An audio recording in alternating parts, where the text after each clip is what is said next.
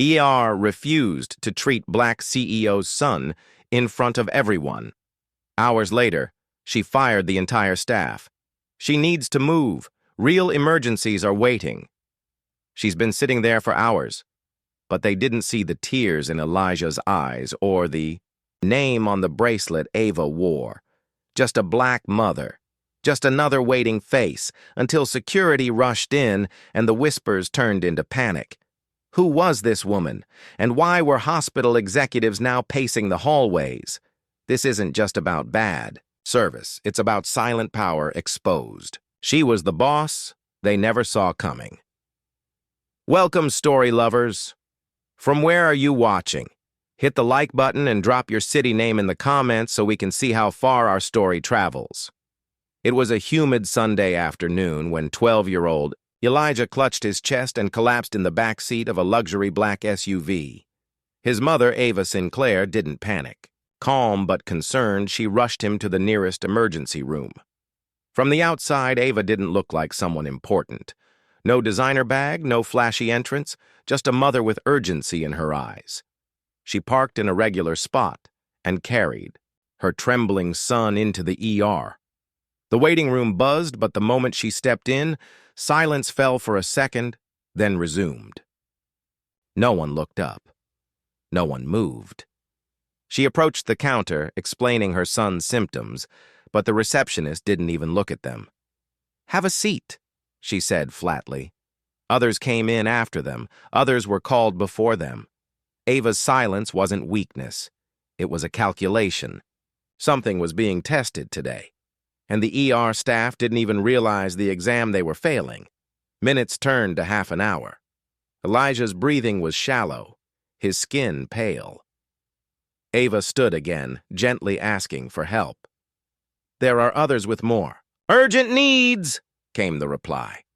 A nurse rolled her eyes when Ava insisted again. Behind the counter, whispers grew louder.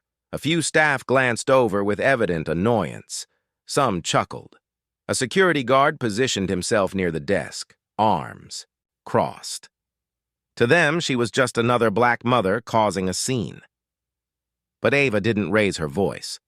Instead, she whispered something to her son, kissed his forehead, and walked into the hallway, dialing a number. Behind the scenes, chaos quietly began. Hospital executives started receiving calls. Names were verified. Roles were questioned. Background checks were pulled. Inside, another hour passed. Elijah lay slumped, unattended. A woman offered help but was waved off by a nurse. "We know what we're doing," the nurse snapped. They didn't, and they didn't know who Ava was. Not yet. Outside, a sleek black town car pulled up. Security cameras flickered. 3 men in suits entered quietly, flashing IDs at the front desk. Tension spread, but no one knew why. Ava re-entered, now flanked by silent men. No drama, no noise, just a quiet shift in power. The head nurse laughed nervously. "Can we help you now?" Ava finally spoke, eyes fixed on the woman who ignored her. "Son, you already did enough. Now watch what happens next." In less than 15 minutes, every staff member on duty was escorted to a private conference room. Legal teams, HR, and security were waiting. One by one, their body language shifted from confused to defensive to terrified. Some cried, others shouted, but none of it mattered. Ava Sinclair wasn't just Elijah's mother. She was the majority stakeholder. In the hospital's parent company, the silent founder whose name was never publicized, until today. She didn't scream. She didn't threaten. She nodded as termination letters were distributed. For every skipped patient, every act of bias, every whisper and eye roll, there was now a cost. And when she turned back toward her son, now being treated by a new on-call team, she said only one thing. No child should be ignored because of how they look. Ever. Dear audience, if you're enjoying the story, don't forget to give it a like. It helps. By sunset, the ER was quiet. Not because the day ended, but because the damage had. New staff, new protocol, mandatory equity training, but none of it could undo what Elijah endured. Ava didn't seek revenge. She sought change, and she got it. The story made headlines, but Ava never gave interviews.